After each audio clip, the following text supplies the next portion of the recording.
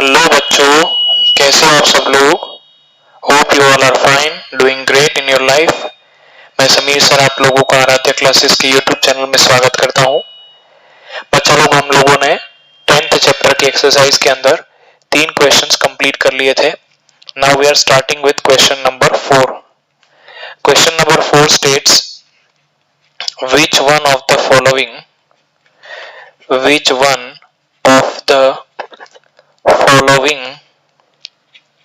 has the highest dipole moment, has the highest dipole moment। इनमें से किसके पास सबसे ज्यादा डाइपोल मोमेंट है।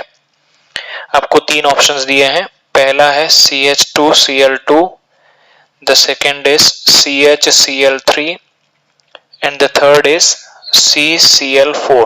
देखो बच्चों, इसके अंदर आंसर में ऐसा है कि CCl4 is symmetrical.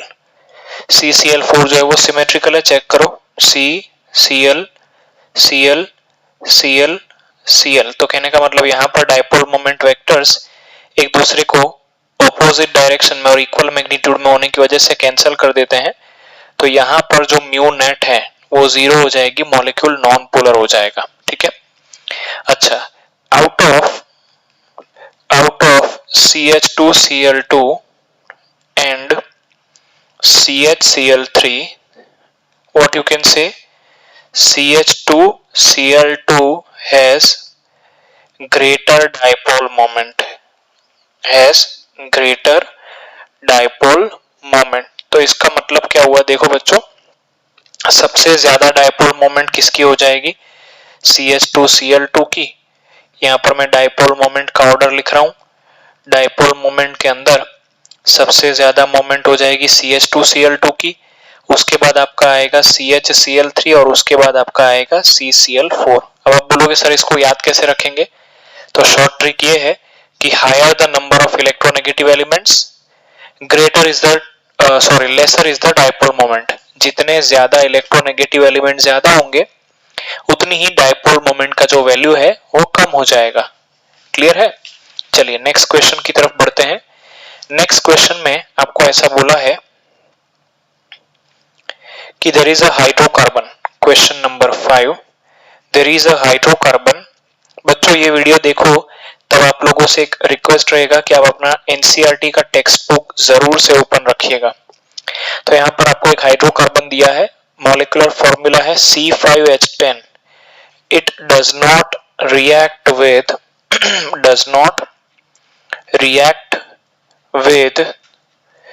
Chlorine in dark, वो क्लोरीन के साथ डार्क में रिएक्ट नहीं करता है। अच्छा, दूसरा क्या है, एंड इन सनलाइट के अंदर it gives C5H9Cl, that is monochloro compound. Identify the hydrocarbon. हमें हाइड्रोकार्बन को ढूंढना कि भाई कौन सा हाइड्रोकार्बन इधर प्रेजेंट है। यहां पर आपका कौन सा हाइड्रोकार्बन प्रेजेंट है वो आपको ढूंढना है। तो देखो बच्चों, अगर C5H10 है, तो देयर आर 2 पॉसिबिलिटीज। C5H10 के लिए कौन कौन सी पॉसिबिलिटी है, तो पहला तो ये अल्कीन हो सकता है, दूसरा ये आपको साइक्लोअल्केन हो सकता है, बराबर। या तो ये अल्कीन हो सकता है या तो ये यहां पर आपके पास साइक्लोअल्केन के फॉर्म में हो सकता है। चेक करो बच्चों, अगर मैं इसका फॉर्मूला ड्रॉ करना चाहूं तो इस तरीके से होगा।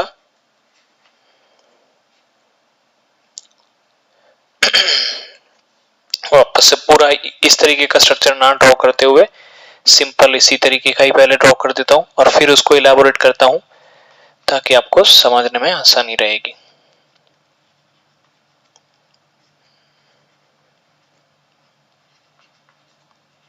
चेक करो, ये भी हो सकता है। अब देखो कौन है वो कैसे पता चलेगा, तो कुछ ऑब्जर्वेशंस आपको दे रखे हैं। It does not react with chlorine in dark, वो डार्क में क्लोरीन के साथ रिएक्ट नहीं करता है। ये जो C5H10 है वो डार्क में अगर इसका क्लोरीनेशन करवाओ तो ये बिल्कुल भी रिएक्ट नहीं करता है। अब ये क्या दिखाता है बच्चों, इसके लिए थोड़ा सा बेसिक नॉलेज वापस से अपना रिवाइज कर लो। अगर आपके पास अल्केन है, अल्केन, तो वो सिर्फ और सिर्फ सनलाइट की प्रेजेंस में ही हेलो अल्केन बनाते हैं। अगर डार्क हुआ तो कोई रिएक्शन नहीं देते हैं। अगर आप अल्कीन की बात करो तो अल्कीन डार्क में भी या सनलाइट में भी हेलोजिनेशन करके आपके पास डाई हेलो अल्केन देते हैं। ठीक है, यहां पर आपके पास हेलो अल्केन बनता है और यहां पर आपके पास डाई हेलो अल्केन बनता है। चलो मैं इसको और थोड़ा सा इलाबोरेट कर देता हूं। यहां पर पहले एग्जांपल ले लेते हैं ताकि आपको ये समझ में आ जाए। अल्केन के फॉर्म में मैं ले रहा हूं आपके पास CH3CH3। इसका अगर मैं हेलोजिनेशन मतलब क्लोरीनेशन करवाऊं तो यहां पर बन जाएगा CH3CH2Cl, आउट होगा HCl बराबर, मतलब कि मोनोक्लोरो प्रोडक्ट बनेगी। अगर इसी जगह पे मैं अल्कीन ले लूंगा, इसी जगह पे अगर मैं अल्कीन ले लेता हूं बच्चों, तो याद रखो ये अल्कीन जो है वो इस तरीके से डाई हेलो अल्केन बनाता है। इसके अंदर एडिशन रिएक्शन होती है, डाई हेलो अल्केन इस तरीके से ये बना देता है, बराबर है। इस तरीके से ये डाई हेलो अल्केन बना देता है। ये जो है ये वाला अल्कीन वो डार्क में भी रिएक्ट कर सकता है, और जबकि अल्केन जो है वो लेस रिएक्टिव होने की वजह से सिर्फ सनलाइट में ही रिएक्ट कर सकते हैं। तो अब हमारे ऑब्जर्वेशन के ऊपर आ जाते हैं वापस से। हमें क्या दिया है बच्चों, देखो हमें ऐसा दिया है कि ये C5H10 डार्क में रिएक्ट नहीं करता है, डार्क में रिएक्ट नहीं करता है। इसका मतलब कि ये अल्कीन तो नहीं है। चलो दूसरा, ये सनलाइट में मोनोक्लोरो प्रोडक्ट बनाता है। अब चेक करो बच्चों, यहां पर मोनोक्लोरो प्रोडक्ट किसके अंदर बनती है, इसको मैं हटा देता हूं। मोनोक्लोरो प्रोडक्ट, तो देखो बच्चों यहां पर अगर मैं इस साइक्लोपेंटेन का, अगर साइक्लोपेंटेन का इस तरीके से क्लोरीनेशन करूं, साइक्लोपेंटेन का इस तरीके से अगर मैं क्लोरीनेशन करूं बच्चों, तो देखो ये क्लोरीनेशन सनलाइट की प्रेजेंस में ही होगा बच्चों। क्यों? क्योंकि ये अल्केन है। मैंने जस्ट आपको समझाया कि अल्केन सिर्फ और सिर्फ सनलाइट की प्रेजेंस में ही रिएक्ट करते हैं। तो यहाँ पर जितने भी हाइड्रोजन एटम्स हैं, यहाँ पर आपके पास जितने भी हाइड्रोजन एटम्स हैं वो सबके सब इक्विवेलेंट है। चेक करो, कहीं पर भी आप क्लोरीनेशन करोगे तो इक्विवेलेंट प्रोडक्ट ही मिलेगी आपको, वहां पर आपको इक्विवेलेंट प्रोडक्ट ही मिलेगी। तो इसका मतलब ये हुआ कि इसको मैं कहीं पर भी क्लोरीनेशन कर सकता हूं। ठीक है, सपोज करो कि मुझे इधर अच्छा लग रहा है तो मैं इधर क्लोरीनेशन कर देता हूं, बराबर। तो इसका फॉर्मूला चेक करो, C5H9Cl हो जाएगा ना, C5H9Cl हो गया, जो हमें क्वेश्चन के अंदर दिया है। कहने का मतलब कि कंफर्म हमारा कंपाउंड जो है वो साइक्लोअल्केन ही है, और अगर सही में नाम लिखना हो इसका तो वो होगा आपका साइक्लोपेंटेन। ये कंपाउंड साइक्लोपेंटेन ही होगा। क्लियर हो रहा है? चलो अब नेक्स्ट क्वेश्चन की तरफ बढ़ते हैं। नेक्स्ट क्वेश्चन में आपको क्या दिया है, चलिए देख लेते हैं।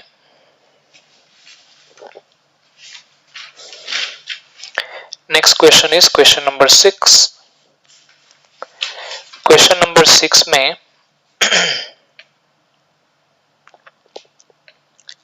हमको बोला है right the isomers of the compound having formula C5H9Br। Question number 6, write the formula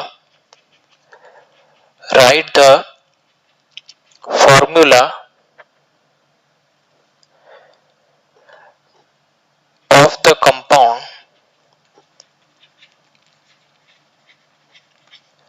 having molecular formula is equal to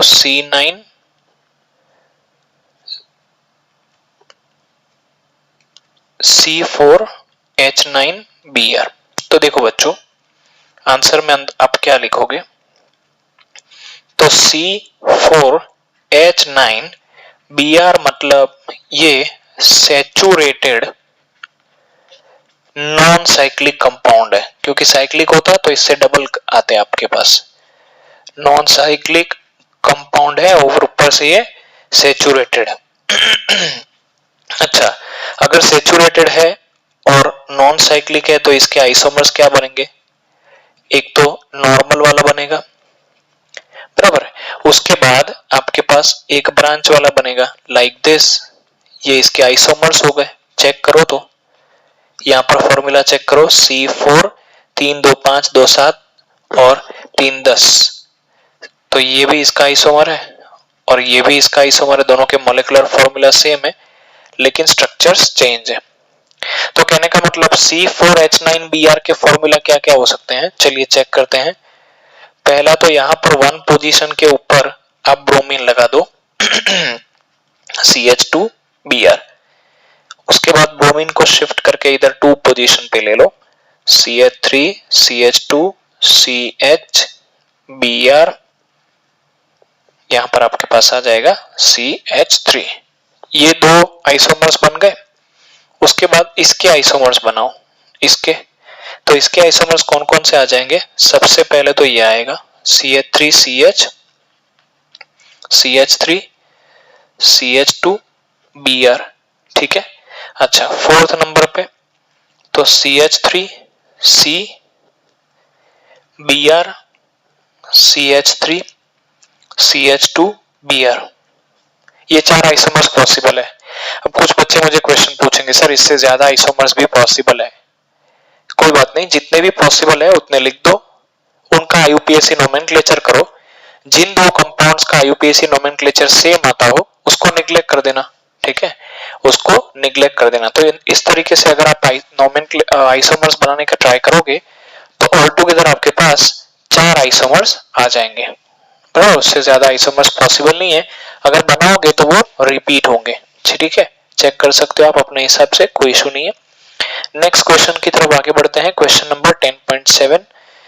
10.7 जो है वो कन्वर्जन टाइप का क्वेश्चन है।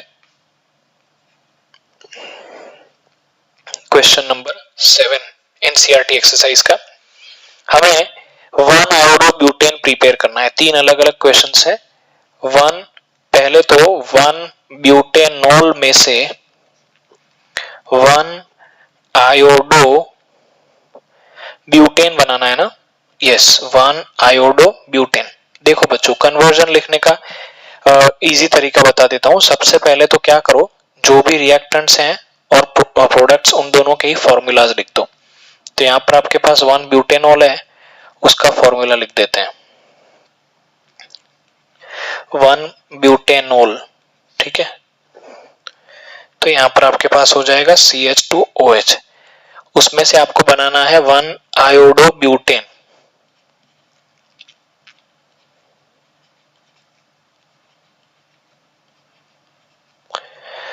देखो तो इसके अंदर क्या चेंजेस है, ध्यान से समझो बच्चों। OH ग्रुप की जगह पे आपको आयोडीन लाना है।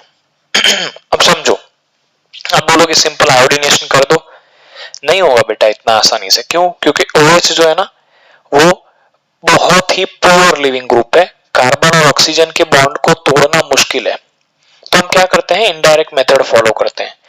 आप लोगों ने अल्कोहल में से हेलो अल्केन बनाने की मेथड पढ़ी हुई है, बराबर। इसकी रिएक्शन आप करवा दो थायोनाइल क्लोराइड से, SOCl2। याद करो, मैंने आपको बताया था कि ये बेस्ट मेथड है for preparation of haloalkanes. तो क्या क्या बनेगा, सबसे पहले तो CH3 CH2 CH2Cl बनेगा। SOCl2 के 3 टुकड़े हो जाएंगे बच्चों, समझो SOCl Cl। एक Cl इस H के साथ मिलकर के HCl बना देगा, ठीक है। अच्छा, SO और O मिल करके बना देंगे SO2। अब बचा क्या, चेक करो, बचा इतना portion, that is CH3 CH2 CH2 और Cl, तो उसको हमने कंबाइन कर दिया, तो हमारा बन गया CH3 CH2 CH2 Cl। क्या हमारे पास प्रोडक्ट आ गई है? The answer is no.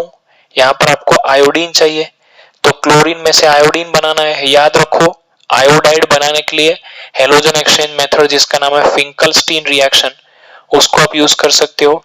Finkelstein reaction याद करने का तरीका क्या है, फिंकल का नाई, इसका रिएक्शन सोडियम आयोडाइड के साथ और एसीटोन के प्रेजेंस में कर दो।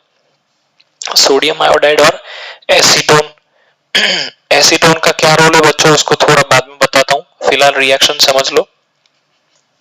तो यहां पर आपका आ जाएगा CH3 CH2 CH2I that is 1 iodo propane. अच्छा, साइड प्रोडक्ट हो जाएगी आपकी NaCl। अब कुछ बच्चों के मन में क्वेश्चन आएगा सर स्पेसिफिकली एसीटोन ही क्यों? तो देखो बच्चों एसीटोन बहुत ज्यादा स्पेसिफिक सॉल्वेंट है यहाँ पर, क्यों? क्योंकि एसीटोन के अंदर सोडियम आयोडाइड सोल्यूबल है। तो क्या होगा, एसीटोन सोडियम आयोडाइड को दो पार्ट्स में डिवाइड कर देता है, Na प्लस I माइनस। ये I माइनस जो न्यूक्लियोफाइल है, I माइनस न्यूक्लियोफाइल, ये जाकर के इस इलेक्ट्रॉन डेफिशिएंट कार्बन के ऊपर अटैक करता है। यहां से लिविंग ग्रुप क्लोरीन निकल जाता है। ये क्लोरीन जो निकला वो यहां पर Na प्लस के साथ कंबाइन होकर के NaCl बना देता है। बात नंबर 1। बात नंबर 2, यहां पर जो सोडियम क्लोराइड है वो एसीटोन के अंदर इनसॉल्युबल है। कहने का मतलब आप इसको बहुत आसानी से सेपरेट कर सकते हो, बहुत आसानी से। अच्छा, दूसरा लॉजिक ये भी है कि NaCl अगर इनसॉल्युबल है तो वो वापस Na प्लस और Cl माइनस में कन्वर्ट होके इधर अटैक नहीं करेगा, वरना Cl माइनस भी तो इधर अटैक कर सकता है ना, हो सकता है वापस से रिएक्टेंट बन जाए, मतलब रिएक्शन रिवर्सेबल हो जाए। एक लॉजिक ये है। दूसरा लॉजिक ये है कि सोडियम क्लोराइड को कंटिन्यूअसली इधर से विथड्रॉ कर सकते हैं अगर इनसॉल्युबल है तो, और अगर कंटिन्यूअसली आप इधर से विथड्रॉ करोगे तो लॉ-शटेलर के प्रिंसिपल के हिसाब से रिएक्शन जो है वो राइट हैंड साइड में शिफ्ट होती रहेगी। ठीक है। सेकेंड नंबर का जो कन्वर्जन है मैंने अभी करा ही दिया है, उसको आप होमवर्क में ले लो। मैं थर्ड नंबर का कराता हूं, क्वेश्चन नंबर 7 में थर्ड पार्ट। थर्ड पार्ट में you are suppose to prepare 1 iodobutane from but1 in। but1 में से 1 iodobutane इतना आपको प्रिपेयर करना है। तो हमेशा की तरह हम हमारे स्ट्रक्चर लिख देते हैं। पहले but1 मतलब इस तरीके का स्ट्रक्चर होगा, ये but1 हो गया। 1 iodobutane मतलब ये इस तरीके का स्ट्रक्चर होगा। ठीक है, 1 iodobutane और यहां पर है आपका but1। तो बच्चों हमें क्या करना है, सबसे पहले तो ये डबल बॉन्ड की जगह पे सिंगल बॉन्ड लाना है, और यहां पर आयोडीन भी चाहिए। तो आप लोग बोलोगे सर एक काम करो इसके अंदर HI ऐड कर दो, डबल बॉन्ड भी टूट जाएगा और आयोडीन भी आ जाएगा। चलो उस पॉसिबिलिटी को, गलत है फिर भी चेक करते हैं कि क्यों नहीं कर सकते। तो देखो बच्चों, अगर मैं HI ऐड करूंगा तो मार्कोव-निकोव एडिशन हो जाएगी, और ये I माइनस मार्कोव-निकोव के रूल के हिसाब से इस कार्बन से अटैच होगा। क्यों? क्योंकि उसके पास कम हाइड्रोजन है। मार्कोव-निकोव रूल में पढ़ा था ना, लेस हाइड्रोजन कंटेनिंग ग्रुप के साथ वो अटैच होता है। हमें तो बनाना है 1 आयोडोप्रोपेन, लेकिन अगर ये इस तरीके से अटैच हुआ तो वो जाके बना देगा 2 आयोडोब्यूटेन, जो हमारे काम की प्रोडक्ट नहीं है। तो एक काम करते हैं, सबसे पहले हम इसको किसी डिफरेंट मटेरियल में प्रिपेयर कर कन्वर्ट कर देते हैं और उसके बाद उसका रिप्लेसमेंट कर देंगे। चलिए देखिए कैसे होगा, समझना। CH3 CH2 CH double bond CH2 that is butene के अंदर मैं HBr ऐड कर रहा हूं, लेकिन HBr ऐड करूंगा तो ब्रोमीन इधर चला जाएगा। तो एक काम करता हूं, H2O2 ऐड करता हूं, तो एंटी मार्कोव-निकोव रिएक्शन के हिसाब से Br जो है वो ज्यादा हाइड्रोजन कंटेनिंग कार्बन के पास चला जाएगा। ठीक है, अकॉर्डिंग टू मार्कोव-निकोव रूल ये ज्यादा हाइड्रोजन कंटेनिंग कार्बन के पास चला जाएगा। तो आपका 1 ब्रोमो ब्यूटेन बन गया। अब एक काम करो, आप इसका फिंकलस्टीन करा दो, sodium iodide acetone Finkelstein reaction. तो क्या होगा, ब्रोमीन का आयोडीन से रिप्लेस हो जाएगा। ये ब्रोमीन और ये आयोडीन एक दूसरे के साथ रिप्लेस हो जाएंगे। CH3 CH2 CH2 CH2I that is 1 iodo butane plus आपका NaBr जो है वो अलग हो जाएगा। क्लियर है? चलिए नेक्स्ट क्वेश्चन की तरफ बढ़ते हैं। Next question is your question number 8। Let us read what is given in the question number 8.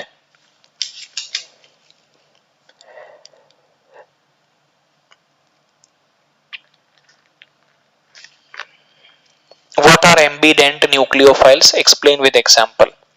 देखो बच्चों, ये क्लासरूम में मैंने क्वेश्चन करवा दिया है, इसको मैं डिस्कस नहीं कर रहा हूं, आप मेरे प्रीवियस लेक्चर्स को देख सकते हो, उसके अंदर होगा ये 10.9 मतलब कि 9 नंबर का क्वेश्चन देखते हैं। 9 नंबर के क्वेश्चन के अंदर क्या दिया है आपको? Which compound in the following pairs will go faster SN2 reaction with OH minus? चलो ये क्वेश्चन इंटरेस्टिंग है, करते हैं इसको। क्वेश्चन नंबर 8 अब स्कीप है आपका, मतलब आपको खुद से करना है। Question number 9, which of the following gives faster SN2? इसमें से कौन SN2 रिएक्शन फास्टर देता है with OH minus? OH minus के साथ कौन फास्टर SN2 रिएक्शन देता है? पहला है आपका मिथाइल ब्रोमाइड और मिथाइल आयोडाइड, एंड दूसरा है आपका CH3 thrice CCl, that is tertiary butyl chloride और CH3Cl। तो देखो बच्चों, SN2 रिएक्शन को फटाफट से याद कर लो। SN2 रिएक्शन सिंगल स्टेप में होती है और मेजर डिसाइडिंग फैक्टर जो होता है वो होता है स्टीयरिक हिंड्रेंस। जितनी स्टीयरिक हिंड्रेंस कम हो उतना ही rate of the reaction faster होता है। कहने का मतलब रिएक्टिविटी ऑर्डर की बात करो SN2 के अंदर, अगर आप रिएक्टिविटी ऑर्डर की बात करो तो मिथाइल हैलाइड का सबसे फास्ट रिएक्शन होगा, फिर प्राइमरी का, फिर सेकेंडरी का और उसके बाद टर्शियरी का। रीजन बहुत सिंपल है, यहाँ पर स्टीयरिक हिंड्रेंस जो है वो डिसाइडिंग फैक्टर है। जितना लेस स्टीयरिक हिंड्रेंस उतना ही faster rate of the reaction. तो अब डिसाइड करो बच्चा लोग कि इसके अंदर स्टीयरिक हिंड्रेंस किसमें कम है। तो देखो बच्चों, यहाँ पर दोनों के ही अंदर स्टीयरिक हिंड्रेंस सेम ही है। देखो यहाँ पर मिथाइल और यहाँ पर भी मिथाइल, तो दोनों के अंदर स्टीयरिक हिंड्रेंस तो एक जैसी ही है। यहाँ पर भी मिथाइल ग्रुप, यहाँ पे भी मिथाइल ग्रुप। तो फिर चेक करो कि कौन अच्छे से लिविंग ग्रुप की तरह काम करेगा। तो यहाँ पर कार्बन आयोडीन बॉन्ड जो है वो काफी कमजोर है, आयोडीन अच्छा लिविंग ग्रुप है। क्यों? क्योंकि कार्बन और आयोडीन के एटम की साइज का डिफरेंस बहुत ज्यादा है।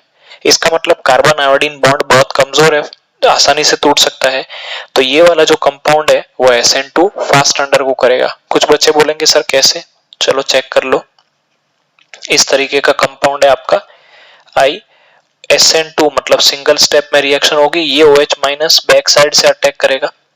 बैक साइड से अटैक करेगा बच्चों तो क्या होगा, यहाँ पर इंटरमीडिएट बनेगा, सॉरी यहाँ पर ट्रांजिशन स्टेट या इन बिटवीन स्टेट के अंदर आपके पास यहाँ पर आएगा I और यहाँ पर आपके पास आएगा OH माइनस। चेक करो,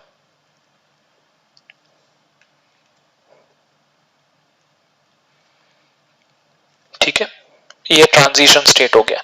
अब यहां से जितना आसानी से आयोडीन निकलेगा या कोई भी लिविंग ग्रुप निकलेगा उतना अच्छा आसानी से आपका प्रोडक्ट बनेगा। तो कार्बन आयोडीन बॉन्ड आसानी से टूट सकता है, मतलब ये वाला कंपाउंड फास्ट रिएक्शन देगा। समझ में आया? अब सेकंड चेक करते हैं। चलो सेकंड तो बहुत आसान होगा आपको समझने के लिए। सेकंड रिएक्शन समझना बहुत ही ज्यादा आसान होगा। समझो बच्चों, यहां पर आपके पास है मिथाइल ग्रुप, यहाँ पर मिथाइल, यहाँ पर मिथाइल और यहाँ पर Cl। अच्छा, यहाँ पर hydrogen hydrogen hydrogen chlorine.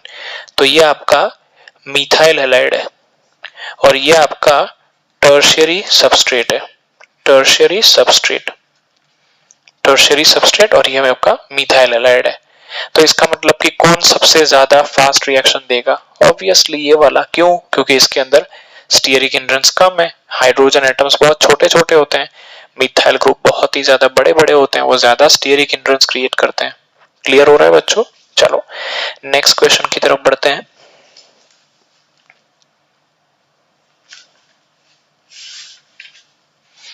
Next question के अंदर आपको बोला है कि अलग अलग कंपाउंड्स की पेयर में से कौन सोडियम इथॉक्साइड इथेनॉल के साथ फास्ट रिएक्शन अंडरगो करेगा। चलो चेक करते हैं। Question number 10, predict all the alkenes that would be formed by, question लिख ही देता हूं, सबको समझने में आसानी रहेगी। Predict all the alkene formed bye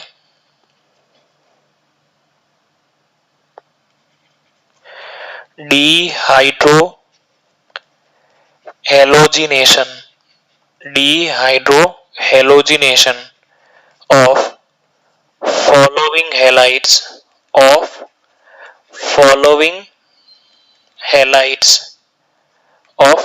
halides with sodium ethoxide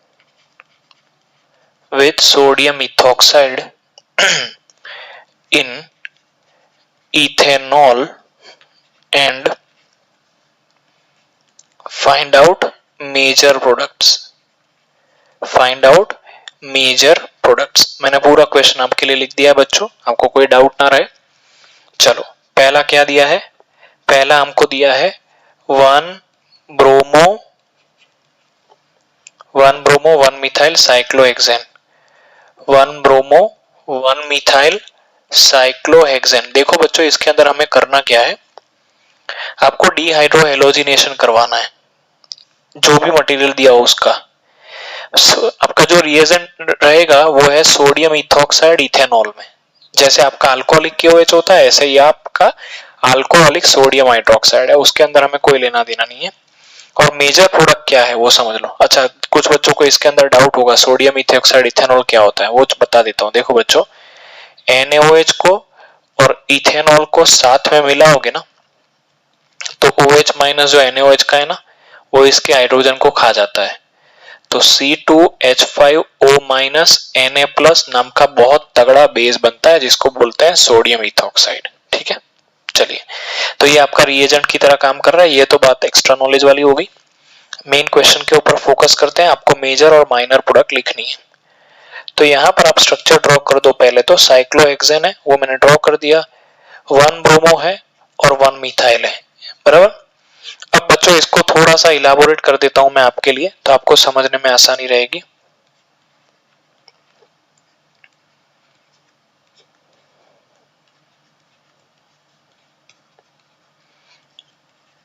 देखिए ये इसका इलाबोरेटेड स्ट्रक्चर हो गया। इसका आपको रिएक्शन करवाना है सोडियम इथॉक्साइड इन इथेनॉल के साथ, सोडियम इथॉक्साइड इन इथेनॉल। ठीक है, तो देखो बच्चों आपको पता है कि डीहाइड्रोहेलोजिनेशन में क्या होता है, अल्फा कार्बन पर से हेलोजन जाता है और बीटा कार्बन पर से हाइड्रोजन जाता है, बराबर। तो पहले तो अल्फा बीटा लोकेट कर लो, ये अल्फा हुआ, बराबर, ये बीटा हुआ, ये बीटा हुआ, ये बीटा हुआ। तो देखो इसके अंदर 3 कार्बन बीटा है जिसको मैंने ग्रीन मार्क किया है। तो जब भी एक से ज्यादा बीटा कार्बन अवेलेबल हो तब से HF का रूल लगता है। मैंने आपको बहुत सिंपल में बताया था पुअर गेट्स पुअरर। तो मेजर प्रोडक्ट में क्या होगी, या तो इधर से या तो इधर से हाइड्रोजन जाएगा, हेलोजन इधर से जाएगा। चलो लिख लो CH3। सपोज मैं राइट हैंड साइड से H को निकाल देता हूं तो यहाँ पर डबल बॉन्ड बनेगा, बाकी की चीजें एज इट इज। क्यों डबल बॉन्ड बनेगा बच्चों, एक हाइड्रोजन गया इधर का, इस कार्बन का ब्रोमीन गया, इस कार्बन का एक हाइड्रोजन गया, तो दोनों के बीच में डबल बॉन्ड बनेगा ना, दोनों की वैलेंसी एक एक खाली हो गई। तो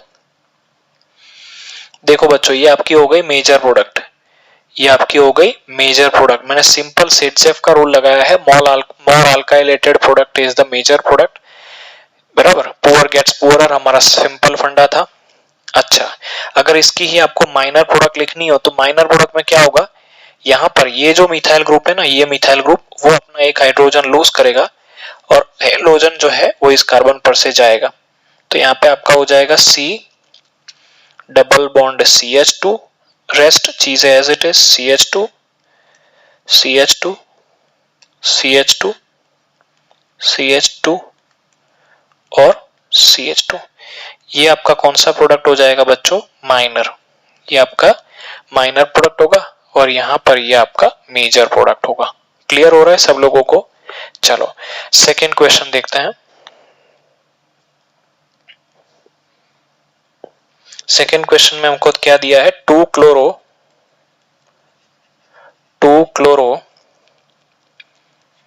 2 मिथाइल ब्यूटेन। चलो इसके स्ट्रक्चर को ड्रॉ कर लेते हैं।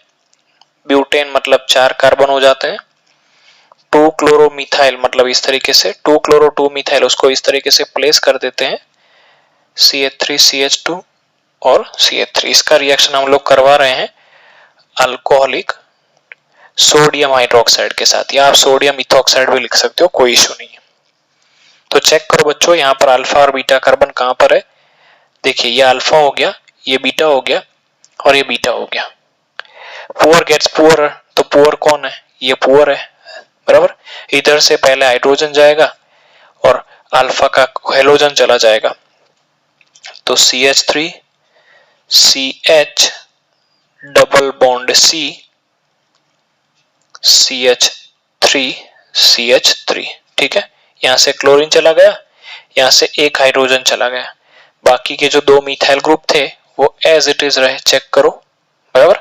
ये कौन सी प्रोडक्ट होगी बच्चों, ये आपकी मेजर। रूल सिंपल है, पुअर गेट्स पुअरर, बराबर। अच्छा माइनर प्रोडक्ट लिखने के लिए क्या करोगे, तो बाकी के बीटा कार्बन को ढूंढो, तो देखो यहाँ पर बीटा कार्बन 3 है, एक के पास 2 हाइड्रोजन थे, उसमें से मेजर प्रोडक्ट बना ली। अब जिसके पास माइनर है उसको देख लेते हैं, CH3 CH2 C। सपोज के यहां से एक हाइड्रोजन जाता है तो यहाँ पे हो जाएगा CH2, रेस्ट ऑफ द चीजें एज इट इज, तो ये आपकी हो जाएगी माइनर प्रोडक्ट, है कि नहीं, ठीक है। चलिए थर्ड नंबर में क्या क्या दिया है आपको। थर्ड नंबर में आपको दिया है 2,2,3 ट्राइमिथाइल, 2,2,3 ट्राइमिथाइल 3 ब्रोमोपेंटेन, 3 ब्रोमोपेंटेन। चलिए स्ट्रक्चर ड्रॉ कर लेते हैं। पेंटेन मतलब 1 2 3 4 5, 2 2 3 ट्राइमिथाइल 3 ब्रोमो, तो यहां पर आप 3 ब्रोमो रख दीजिए, 2 2 3 ट्राइमिथाइल, तो यहां पर आपने ट्राइमिथाइल रख दिया, ठीक है। बाकी हाइड्रोजन एडजस्ट कर लो। हाइड्रोजन एडजस्ट करने के लिए आपको याद होना चाहिए कि कार्बन की वैलेंसी 4 पूरी होनी चाहिए। अब यहाँ पर अल्फा और बीटा कार्बन लोकेट कर लेते हैं, ये अल्फा कार्बन हो जाएगा, ये इसका नेबर बीटा, ये इसका नेबर बीटा और ये भी इसका नेबर बीटा। अब बच्चों समझो, इस वाले के ऊपर तो कोई हाइड्रोजन है ही नहीं, मतलब इधर से कोई एलिमिनेशन नहीं होने वाला है, क्योंकि कोई भी हाइड्रोजन नहीं है। तो जो एलिमिनेशन होगा वो कहां पर होने वाला है, इधर और इधर। इन दोनों में से पुअर कौन है, बराबर। यहाँ पे मेजर प्रोडक्ट लिखता हूँ, यहाँ पे माइनर, तो पुअर ये है CH2 यूनिट वाला, तो क्या होगा CH3, एक हाइड्रोजन उधर से गया मतलब CH, हेलोजन बाजू वाले में से गया मतलब कार्बन, यहाँ पर आपके पास मिथाइल, यहाँ पर कार्बन, यहाँ पर मिथाइल, यहाँ पर मिथाइल और यहाँ पर आपका मिथाइल, चेक करो, ठीक है। ये आपका मेजर प्रोडक्ट होगा। माइनर प्रोडक्ट के अंदर आपका यहां से मिथाइल ग्रुप चला, इस वाले मिथाइल ग्रुप में से एक हाइड्रोजन जाएगा, तो CH3 CH2 C double bond CH2 C CH3 CH3 CH3 होगा, ये आपका माइनर प्रोडक्ट है। क्लियर हो रहा है, बराबर। चलिए तो यहां पर हमने 10 क्वेश्चंस तक खत्म कर दिया है। 11 नंबर के क्वेश्चन ऑनवर्ड्स हम लोग नेक्स्ट पार्ट में डिस्कस करेंगे। Thank you.